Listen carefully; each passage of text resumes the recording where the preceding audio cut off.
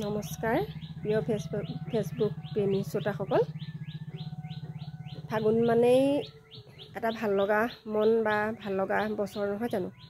দেখিছে মোৰ ফাগুনৰ ৰং সেউজীয়া। মই সেউজীয়া কালাৰটো বহুত ভাল পাওঁ। সেউজীয়া আৰু বগা মোৰ বহুত এটা প্ৰিয় ৰং। ইমান ভাল লগা সময় বা দিনবোৰৰ মাজতো আপোনালোকক এটা কথা জনাওঁ। কালি যে মই কৈছিলোঁ আপোনালোকক পাছত আহি ক'ম বুলি। মোৰ এটা অসুখে হৈ আছে। এটা অসুখটো ডাঙৰে বুলি ক'ব পাৰি। নিজে ভোগাটোৱেহে গম পায় বেমাৰ বা অসুখ কিমান ডাঙৰ বা কিমান সৰু। যিহেতুকে মই ভুগি আছোঁ। মই আজি গহপুৰ গৈছিলোঁ। মোৰ দাঁতকেইটাৰ একদম বহুত অসুখ।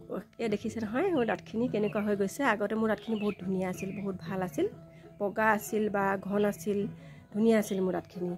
আৰু এতিয়া কি হ'ল, দাঁতখিনি বহুত ফাৰাক হৈ গ'ল। আৰু দেখিছে এইবোৰ আলুবোৰ দাঁতৰ এইবোৰ আলুবোৰ ফুলি গৈছে।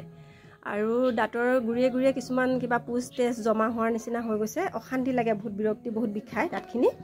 তাৰপিছত গহপুৰ ডক্তৰ এজনৰ ওচৰলৈ গ'লোঁ। ডক্তৰজনে কৈছে মোৰ আজি প্ৰায় 2 বছৰমানৰ প্ৰায় দাঁতখিনি ব্ৰাছ কৰিলে দাঁতৰ পৰা বহুত তেজ ওলায়।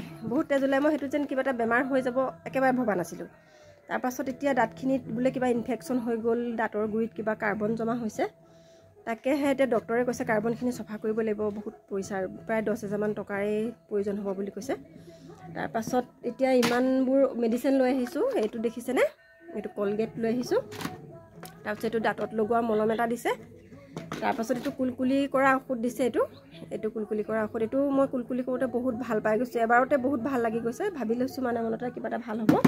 বাকী এডাল ব্ৰাছ দিছে, কোমল ব্ৰাছ। আৰু এই ব্ৰাছডালে মই বা বেলেগ মানুহেও দাঁত সদায় এনেকৈ ব্ৰাছ কৰিব নালাগে হেনো। এনেকৈ দাঁত ব্ৰাছ কৰিব দিছে, তেতিয়া দাঁতখিনি সেনেকুৱা বেছি কষ্ট নাপায়। বাকী আৰু বহুত কিবা কিবি টেবলেট দিছে। এইবোৰ দেখিছেনে, একেলগে ইমানবোৰ টেবলেট খোৱাটো সম্ভৱেই নহয়। মই আজিলৈকে ইমানবোৰ টেবলেট খায়ো পোৱা নাছিলোঁ। এতিয়া প্ৰায় 40-41 বছৰেই হ'বলৈ হ'লহি আহি।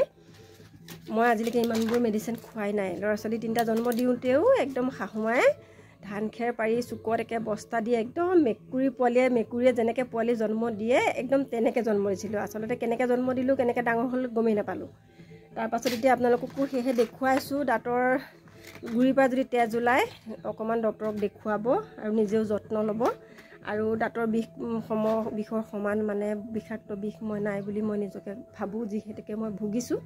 সেইকাৰণে আপোনালোকেও দাঁতৰ প্ৰতি যত্ন ল'ব। ধুনীয়াকৈ সদায় খাই বৈ খোৱাৰ পাছত দাঁত চাত ব্ৰাছ কৰি শুব।